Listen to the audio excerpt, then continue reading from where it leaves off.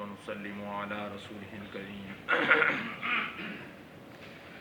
أما بعد فأعوذ بالله من الشيطان الرجيم بسم الله الرحمن الرحيم الله ولي الذين آمنوا يخرجهم من الظلمات إلى النور والذين كفروا أولياؤهم الطاغوت يخرجونهم من النور إلى الظلمات أولئك أصحاب النار هم فيها خالدون صدق الله العظيم اللهم صل على محمد وعلى آل محمد كما صليت على إبراهيم وعلى آل إبراهيم إنك حميد مجيد اللهم بارك على محمد وعلى آل محمد كما باركت على إبراهيم وعلى آل إبراهيم إنك حميد مجيد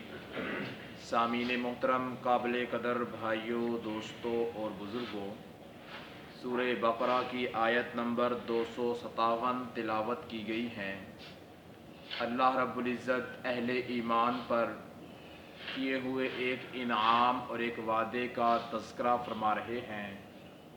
حقیقت بات یہ ہے کہ اللہ تبارک و تعالیٰ کے نزدیک اہل ایمان کی بڑی قدر ہے۔ اللہ تبارک و تعالیٰ اہل ایمان کو بہت ہی اچھے الفاظ کے ساتھ قرآن مجید میں بیان فرماتے ہیں، اور ایمان حقیقت ہے عقائد کی درستگی کا اور انسان کے یقین کی درستگی کا۔ جب انسان کا یقین بھی درست ہو، عقائد بھی درست ہو، تو انسان کا تعلق خود بخود اللہ تبارک و تعالیٰ سے بڑھنے لگ جاتا ہے۔ خود بخود اللہ کی طرف انسان کو اور اللہ کے احکامات کی طرف لپکنے کی انسان کے اندر کیفیات پیدا ہونا شروع ہو جاتی ہے۔ تو ایمان حقیقت ہے اور ایک نور ہے ایک یہ، اور اس لیے فرمایا الایمان کلہ یقین، ایمان تو سارے کا سارا یقین ہی یقین ہے اللہ کی ذات کے اوپر۔ اللہ تبارک و تعالیٰ نے قرآن مجید میں اہل ایمان کے لیے 10 وعدے ارشاد فرمائے ہیں کہ اے لوگو ایمان تم لے آؤ، یعنی اچھے طریقے سے، صحیح طریقے سے ایمان اور یقین تم اختیار کر لو، تمہارے لیے میں 10 وعدوں کا اعلان اپنی کتاب قرآن مجید میں کرتا ہوں۔ پہلا وعدہ اللہ تبارک و تعالیٰ نے ارشاد فرمایا کہ نصرت کا وعدہ تمہارے ساتھ کرتا ہوں۔ وَكَانَ حَقًّا عَلَيْنَا نَصْرُ الْمُؤْمِنِينَ، فرمایا ہم پر حق ہے، لازم ہے، ضروری ہے کیا بات کہ نصر المؤمنین، ایمان والوں کی نصرت کرنا، ایمان والوں کی نصرت، مدد، اور جس کے ساتھ اللہ کی مدد شامل حال ہو جائے اس کو کسی اور کی مدد کی ضرورت نہیں ہے۔ ساری دنیا اس کے مخالف ہو، اللہ اس کے ساتھ ہو، اللہ کی مدد اس کے ساتھ ہو، تو اس کو کسی کی کیا ضرورت ہے اس کو؟ تو اللہ تبارک و تعالیٰ اپنی مدد کا وعدہ فرماتے ہیں، اور قرآن مجید میں ایک اور مقام پہ اللہ نے فرمایا وَمَن نَّصْرُ إِلَّا مِنْ عِنْدِ اللَّهِ، کوئی مدد نہیں ہے سوائے اللہ کی، ساری مدد اللہ ہی کرتے ہیں۔ تو ایمان لانے پر پہلا انعام اور پہلا وعدہ اللہ تبارک و تعالیٰ نصرت کا فرماتے ہیں۔ اور دوسرا وعدہ اللہ رب العزت نے کیا ارشاد فرمایا؟ فرمایا کہ نجات کا وعدہ کرتا ہوں میں۔ حضرت یوسف علیہ السلام کا، حضرت یونس علیہ السلام کا تذکرہ فرمایا کہ انہوں نے مچھلی کے پیٹ میں دعا کی، اللہ نے فرمایا فَاسْتَجَبْنَا لَهُ وَنَجَّيْنَاهُ مِنَ الْغَمِّ، ہم نے ان کی دعا کو قبول فرما لیا، ان کو غموں سے نجات دے دی۔ اور آگے فرمایا وَكَذَلِكَ نُنْجِي الْمُؤْمِنِينَ، اور اسی طرح ہم نجات دیتے ہیں ایمان والوں کو، جن کے دلوں کے اندر ایمان مضبوط ہوتا ہے ان کو نجات بھی ہم اسی طرح دیں گے۔ تو معلوم ہوا نجات کا وعدہ بھی اللہ تبارک و تعالیٰ ان کے لوگوں کے ساتھ کر رہے ہیں۔ تیسرا وعدہ اللہ تبارک و تعالیٰ فرماتے ہیں محبت کا وعدہ، محبت کا۔ قرآن مجید میں اللہ رب العزت نے ارشاد فرمایا سورہ مریم کے آخر میں ان الذین آمنوا وعملوا الصالحات سیجعل لهم الرحمن ودا، ود کہتے ہیں محبت، جائے محبت کو، کہ جو شخص ایمان صحیح طریقے سے اختیار کر لے گا، ساتھ اعمال بھی کر رہا ہوگا، اللہ تبارک و تعالیٰ اس کو جائے محبت بنا دے گے۔ ایک ہے اللہ تبارک و تعالیٰ اپنی خود اس سے محبت کرے، اور ایک ہے اس کو جائے محبت بنا دینا کہ ہر چیز اس سے محبت کرے گا۔ فرمایا کہ جس انسان سے اللہ تبارک و تعالی محبت کرتے ہیں، جبرائیل علیہ الصلوۃ والسلام سے فرماتے ہیں عرش پر کہ جبرائیل میں اس بندے سے محبت کرتا ہوں، تو بھی اس بندے سے محبت کر۔ جبرائیل علیہ الصلوۃ والسلام پھر آسمان میں تمام فرشتوں کے اندر اعلان فرماتے ہیں کہ اللہ اس بندے سے محبت کرتا ہے، فرشتوں تم بھی اس بندے سے محبت کرنے لگ جاؤ۔ فرشتے بھی محبت کرتے ہیں۔ پھر اس کے بعد جبرائیل علیہ الصلوۃ والسلام زمین پر آ کر آواز لگاتے ہیں، زمین والوں، اللہ اور اللہ کے فرشتے اس بندے سے محبت کرتے ہیں، تم بھی اس بندے سے محبت کرنے والے بن جاؤ۔ تو اس لیے فرمایا کہ ہر انسان، ہر ذی روح، ہر مخلوق کے دل میں اس بندے کی محبت بٹھا دی جاتی ہے جو اللہ کا نیک پکا ایمان والا انسان ہو، اللہ کا نیک ولی انسان ہو۔ اللہ تبارک و تعالیٰ اس سے محبت کا اعلان فرما رہے ہیں اور اس سے اللہ تبارک و تعالیٰ محبت کرتے ہیں۔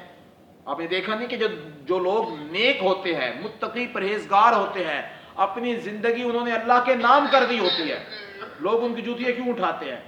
لوگ ان کا ادب و احترام کیوں کرتے ہیں؟ ان کو پیسے ملتے ہیں، تنخواہ ملتی ہے؟ نہیں، ایک اللہ نے محبت دل کے اندر رکھ دی ہے ایمان والے کی، اللہ نے محبت رکھ دی ہے، اس وجہ سے لوگ اس کا احترام کرتے ہیں۔ تو اللہ تبارک و تعالیٰ ایمان کے مضبوطی پر جو تیسرا وعدہ ارشاد فرما رہے ہیں، فرمایا محبت کا وعدہ تم سے کرتا ہوں میں، محبت کا وعدہ۔ اور آگے فرمایا چوتھا وعدہ اللہ رب العزت اہل ایمان سے فرماتے ہیں، وعد اللہ الذین آمنوا وعملوا الصالحات منہم مغفرۃ واجرا عظیما، بخشش کا وعدہ، مغفرت کا وعدہ اللہ تبارک و تعالیٰ فرما رہے ہیں کہ میں تمہاری بخشش کرنے کے لیے تیار ہوں۔ چوتھا وعدہ اللہ تبارک و تعالیٰ بخشش کا ہے۔ اور میرے محترم، دنیا میں میرا اور آپ کا مسئلہ کوئی مسئلہ ہی نہیں ہے، سب سے بڑا مسئلہ ہمارا جو دنیا کے اندر ہے وہ ہے مغفرت اور بخشش۔ مغفرت ہمارا سب سے بڑا مسئلہ ہے، اس سے بڑا ہمارا کوئی مسئلہ نہیں ہے ہمارا۔ اس لیے فرمایا کہ بخشش انسان کو کروانی چاہیے اور اس کے پیچھے انسان کو لگے رہنا چاہیے، کس سے پہلے تک؟ موت سے پہلے تک۔ اس لیے دعا میں ارشاد فرمایا گیا، اللہم اغفر لنا قبل الموت، اے اللہ ہماری بخشش فرما دے موت سے پہلے۔ موت کے بعد تو بخشش والا معاملہ ہی نہیں ہے، ہماری موت سے پہلے جو سے اللہ بخشش فرما دے۔ تو اللہ تبارک و تعالیٰ اہل ایمان کو مضبوط ایمان اور یقین اختیار کرنے کی بنیاد پر چوتھا وعدہ یہ ارشاد فرما رہے ہیں کہ میں بخشش کرنے کے لیے تیار ہوں، بخشش کرنے کے لیے۔ اور پانچواں وعدہ اللہ تبارک و تعالیٰ نے فرمایا کہ من عمل صالحا من ذکر او انثى وهو مؤمن فلنحيينه حیاتا طیبہ، میں حیات طیبہ کا تم سے وعدہ کرتا ہوں، دنیا کی زندگی اور آخرت کی زندگی، حیات طیبہ، کہ جس زندگی کے اندر جس حیات میں کسی قسم کی کوئی پریشانی نہ ہو، وہ حیات انسان کو مرنے کے بعد ملے گی، حیات طیبہ، حیات طیبہ۔ اللہ حیات طیبہ کا جو سا ہے اہل ایمان سے وعدہ فرما رہے ہیں۔ پھر آگے اللہ تبارک و تعالیٰ نے فرمایا کہ تمہارے لیے صرف یہی کچھ نہیں ہے، یہی کچھ نہیں، یہ 5 وعدے ارشاد۔ اس کے بعد چھٹا وعدہ اللہ تبارک و تعالیٰ فرما رہے، دنیا کے اندر انسان کہتا ہے کہ مجھے کوئی بڑا عہدہ مل جائے، اللہ فرما رہے وعد اللہ الذین آمنوا منکم وعملوا الصالحات لیستخلفنہم فی الارض، میں بڑے عہدے کیا ساری زمین کی خلافت اٹھا کے تمہارے قدموں میں پھینک دوں گا، ساری زمین کی خلافت، ساری زمین کی بادشاہت تمہیں ملے گی۔ تمہیں صحابہ علیہ رضوان نے ایمان یہ اختیار کیا، یقین پختہ اختیار کیا، اللہ تبارک و تعالیٰ پھر کیا کیا؟ ساری دنیا کی بادشاہت اٹھا کے ان کے قدموں میں نہیں پھینکی۔ حضور صلی اللہ علیہ وسلم کے دور میں 9 لاکھ مربع میل زمین تھی، حضرت ابوبکر صدیق رضی اللہ کے دور کے اندر 11 لاکھ مربع میل زمین ہوگی، فاروق اعظم کے دور میں 22 لاکھ مربع میل زمین ہوگی، حضرت عثمان غنی کے دور میں 44 لاکھ مربع میل زمین ہوگی، پھر آخر کار حضرت امیر معاویہ رضی اللہ تعالیٰ کے دور میں جا کر زمین 64,65,000 مربع میل زمین ہو گئی تھی، اور دنیا کے اندر جہاں جہاں انسانیت تھی وہاں وہاں علیہ السلام کی حکومت تھی، وہاں وہاں علیہ السلام کی خلافت تھی۔ یہ کس چیز کی بنیاد پر تھا؟ یہ اللہ کا وعدہ تھا کہ تم ایمان مضبوط اختیار کرو، ایمان کے اوپر تم محنت کر کے اس کو پکا بنا لو، یقین اختیار کر لو، خلافت تمہارے لیے۔ اور پھر اللہ تبارک و تعالیٰ نے اگلا وعدہ ارشاد فرمایا کہ تم کبھی کافر سے ڈرتے وقت، کافر سے لڑتے وقت ڈرنا نہیں، تم کیوں؟ وَأَنْتُمُ الْأَعْلَوْنَ، تمہارا کام ہے کافر کے مقابلے میں آ جانا، غلبہ دینا ہمارا کام ہے۔ اللہ تبارک و تعالیٰ غلبے کا وعدہ فرما رہے ہیں، میں تمہیں غلبہ دوں گا، میں تمہیں غلبہ دوں گا۔ انتم الاعلون، لیکن کب؟ ان کنتم مومنین، جب تم ایمان والے ہوگے. جب تم ایمان والے ہوگے، تمہارے اندر ایمان مضبوط ہوگا تو تمہارے لیے غلبے ہی غلبے ہے. صحابہ عالم زمان کے ساتھ یہی کچھ ہوا، ایمان مضبوط تھا، اللہ نے غلبے کھول دیے. اور ایمان مضبوط کیسے ہوتا ہے؟ ایمان مضبوط ایسے ہی ہوتا ہے کہ انسان اللہ کے احکامات کو پورا کرے، حضور صلی اللہ علیہ وسلم کی سنتوں کو پورا کرے انسان، ایسے ایمان مضبوط ہوتا ہے. اور ایک جگہ پہ جنگ فتح نہیں ہو رہی تھی، صحابہ علیہ رضوان بہت پریشان تھے. کیا مسئلہ ہے؟ فرمایا کہ ہمارے ایمان میں کچھ کمی تو نہیں آ گئی، اللہ کے احکامات اور حضور کی سنتوں کو چھوڑنے والے تو نہیں بن گئے؟ صحابہ نے کہا ہم تو سب کچھ کر رہے ہیں، لیکن ایک سنت کی ذرا کوتاہی ہو رہی ہے، وہ مسواک کی سنت ہے. اور رات کو سارے توڑیا ٹہنیاں، اور مسواک جب شروع کی تو صبح کو وہ کافر ویسے ہی بھاگ گیا تھا. کیا کہتے تھے؟ وہ کہتے تھے کہ یہ تو جناب آج ہمیں ایسا مارے کہ ہمیں کچا کھا جائے گا، دان تیز کر رہے ہیں، دان تیز کر رہے ہیں ہم. تو کیا چیز تھی یہ؟ سنت کی برکت تھی، ایمان کی برکت تھی یہ. تو اس لیے فرمایا انتم الاعلون، غلبہ اہل ایمان تمہارے لیے ہے. تمہارا کام نیچے آنا نہیں ہے، شکست خوردہ ہونا نہیں ہے. اہل ایمان ہمیشہ سے فتح یاب ہوتے آئے ہیں، لیکن ایمان مضبوط ہونا چاہیے، ایمان مضبوط ہونا چاہیے. پھر اللہ تبارک و تعالیٰ یہ 8 وعدے کرنے کے بعد 9واں وعدہ اللہ تبارک و تعالیٰ فرماتے ہیں. فرمایا اللہ رب العزت نے کہ ان الذین آمنوا وعملوا الصالحات کانت لہم جنات الفردوس نزلا. میں تمہارے لیے صرف جنت کا وعدہ نہیں کرتا، بلکہ جنت الفردوس کا وعدہ کرتا ہوں. اور جنت الفردوس میں تمہارے ساتھ ہوگا کیا؟ میری طرف سے نزلا، مہمان نوازی کی جائے گی. جہاں میزبان اللہ تعالیٰ کی ذات ہو وہاں پر مہمان کی قدر کیا ہوگی؟ قدر کیا ہوگی؟ کہتے ہیں کہ میزبان کی جیب کو دیکھ کے مہمان کی قدر ہوتی ہے. اور اللہ تبارک و تعالیٰ کے پاس تو کیا ہے؟ وَعِندَهُ مَفَاتِحُ الْغَیْبِ، جتنے خزانے نظر آتے ہیں غیب میں، جتنے خزانے، وہ سب کے مالک ذات اللہ کی ذات ہے. وَلِلَّهِ خَزَائِنُ السَّمَاوَاتِ، اللہ کے لیے تو آسمان زمین کے خزانے ہیں، اس کی مہمان نوازی کا عالم کیا ہوگا. اس لیے فرمایا جنت الفردوس بھی دوں گا اور وہاں پر میری مہمان نوازی بھی ہوگی اہل ایمان کے ایمان کی بدولت. یہ 9 وعدے ارشاد فرمائے. اور 10واں وعدہ اس آیت مبارکہ میں اللہ تبارک و تعالیٰ نے 257 نمبر آیت ہے سورہ بقرہ کی، فرمایا اللہ ولی الذین آمنوا، ایمان لانا تمہارا کام ہے اور تمہارے ساتھ دوستی لگا دینا. دوستی کا وعدہ اللہ تبارک و تعالیٰ جہاں پر فرما رہے ہیں اللہ ولی الذین، میں ایمان والوں کا دوست ہوں. میں تم ایمان اختیار کرو، میری دوستی تمہارے لیے ہے. جس کا دوست اللہ بن جائے اس کو موت کے وقت کی کوئی پریشانی نہیں ہے، اس کو قبر کی کوئی پریشانی نہیں ہے، اس کو حشر کے میدان کی کوئی پریشانی نہیں ہے، اس کو حساب و کتاب کے وقت کی کوئی اس لیے کہ اس کی دوستی اللہ تبارک و تعالیٰ کے ساتھ ہے، اللہ کے ساتھ ہے. اس لیے فرمایا اللہ ولی الذین آمنوا. اور حضور صلی اللہ علیہ وسلم نے بھی اہل ایمان کے بارے میں بڑی بڑی علامات اور بڑی بڑی بشارتیں بتائی. ساتھ آپ صلی اللہ علیہ وسلم کچھ علامات بتائی کہ ایمان کیسے ہوگا، کیسے ہوگا. حضرت حارث سے پوچھا کیف اصبحت یا حارث، حارث صبح کیسے کرتے ہو؟ تم جو کہہ رہے ہو. حارث نے کہا تھا میں ایمان والا ہوں، میں ایمان والا ہوں. تمہارے ایمان کی علامت اور دلیل کیا ہے؟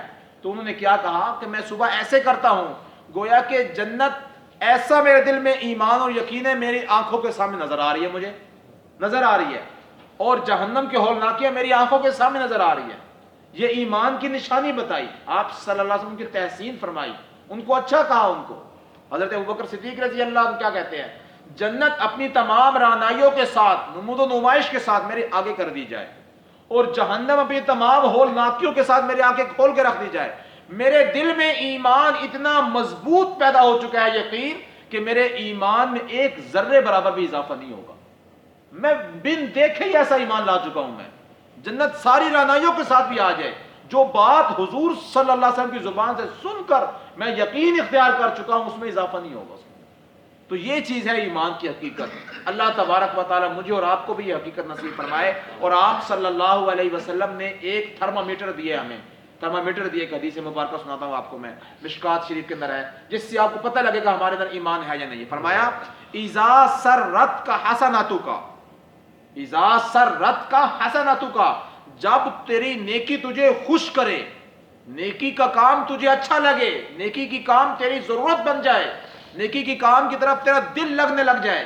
اذا سرت کا حسناتک وساءت کا سیئاتک، اور تیری برائی، تیرا گناہ تجھے غمگین کر دے، تجھے پریشان کر دے، تجھے افسوسناک کر دے، اور تجھے گناہ کی طرف جاتے ہوئے تیرا دل کے اندر جو سا ہے ایک کھچاوٹ پیدا ہو جائے، فرمایا کہ فَأَنْتَ مُؤْمِنٌ، جب یہ دو علامتیں پائی جائے، اِذَا سَرَّتْكَ حَسَنَتُكَ وَسَاءَتْكَ سَيِّئَتُكَ فَأَنْتَ مُؤْمِنٌ، تو ایمان والا ہے، ایمان والا ہے۔ اب دیکھتا جائے انسان ہر موقع پر کہ نیکی کی طرف میرا دل کتنا راغب ہے، اور مجھے نیکی کام کتنا اچھا لگتا ہے، اور برائی کے کام کی طرف میرا کتنا لگا ہوا ہے۔ اگر برائی کے کام میں انسان کا دل لگ رہا ہے، وہ اچھا لگ رہا ہے، انسان غلط کام کر رہا ہے، موسیقی دیکھ رہا ہے، کوئی غلط کام غلط چیز دیکھ رہا ہے، اور اس نامحرم کی محفل میں بیٹھا ہوا ہے، اور اس کو جو ہے غلط خرافات اچھی لگ رہی ہے، تو معلوم ہو گیا اس کا ایمان کمزور ہے، ایمان کی علامت نہیں ہے یہ۔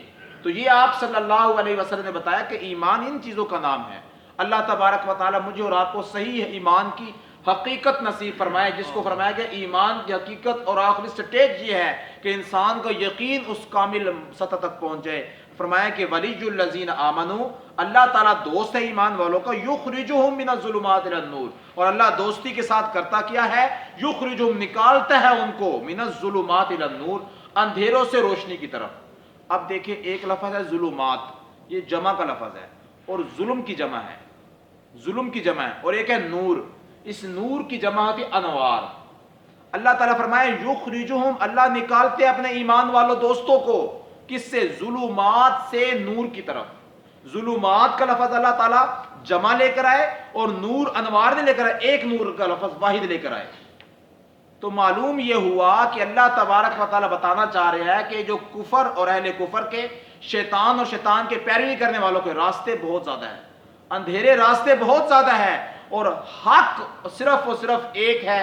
النور کے ساتھ اللہ نے واحد کا صیغہ استعمال فرمایا، واحد کا لفظ استعمال میں بتا دیا۔ ظلمات تو بہت ہے، شیطان نے ہر طرف راستے پھیلا رکھے ہیں، لیکن راستہ واحد ایک ہے جو اللہ تبارک و تعالیٰ تک پہنچانے والا ہے، وہ ہدایت اور ایمان کا راستہ ہے۔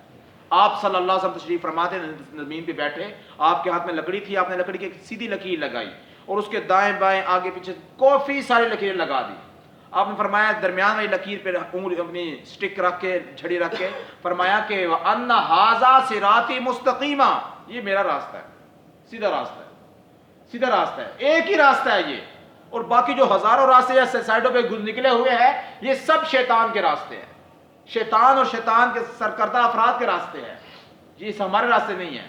تو اس لیے اللہ تبارک و ظلمات کا لفظ استعمال فرمایا۔ شیطان کے راستے کثیر ہے، کبھی کسی راستے سے دکھائے گا، کبھی کمائی کے راستے سے، کبھی شہوت کے راستے سے آئے گا، کبھی شکوک و شبہات کے راستے سے آئے گا، کبھی حسد بغض کینہ عداوت کے راستے سے آئے گا، کبھی اندرونی بیماریاں پیدا کر کے شیطان سامنے آئے گا، کبھی ظاہری بیماریاں پیدا کر کے انسان کے سامنے آئے گا شیطان، اور انسان کو اللہ اور اللہ کے رسول کے راستے سے ہٹا دے گا انسان کو۔ تو فرمایا ظلمات تو بہت ہے، تاریکیاں تو بہت ہے، من الظلمات الی النور، لیکن نور ایک ہے، ہدایت کا راستہ ایک ہے۔